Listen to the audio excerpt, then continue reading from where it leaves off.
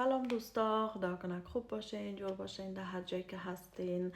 این ویدیو را که ما جور کردیم خاص بر دختر خانم ها جور کردیم، چون که از ما سوال کردن در اینستاگرام در پرایوت برام نشته کردن یا در خودم تیک تاک در پرایوتش برام نشته کردن و پرسان کردن که ما چه قسم مجی خودت جور میکنم.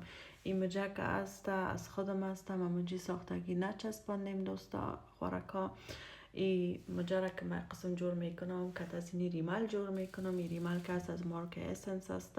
این میتونین از ام و از راسمن بخرین. 2 یورو 45 سنت یا 2 یورو 49 سنت قیمتش است و به نظر من یکی از بهترین و خوبترین ریمال است، چون که من تنها که از این ریمال میتونم مجای خود ات جور کنم. من رقم ریمالا را خریدم، استفاده کردم، ولی در این نتیجه که ای بر من میته و بر من ندادن. و این خاطر ما هر دفعه که میرم 2 تا 3 تا امرای خود میخرم میمانم و یا میتونین برین در دوگلاس هم شاید باشه، مگم در بخش مارک اسنسش مگم زیادتر تا DM و راسمن است. یک دفعه بخرین، استفاده کنین، ببینین و خودتان تجربه کنین.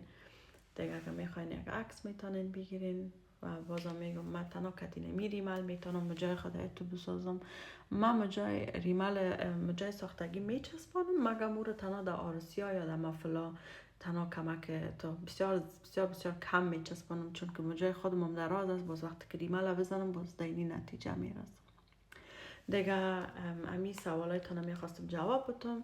دیگه اگه کدام سوال دیگه دارین یا یک چیز دیگه رو میخواستین بفهمین میتونین بازم بهم نشته کنین، ما براتون جواب میدم. دیگه هر جایی که هستین خوش آرام باشین.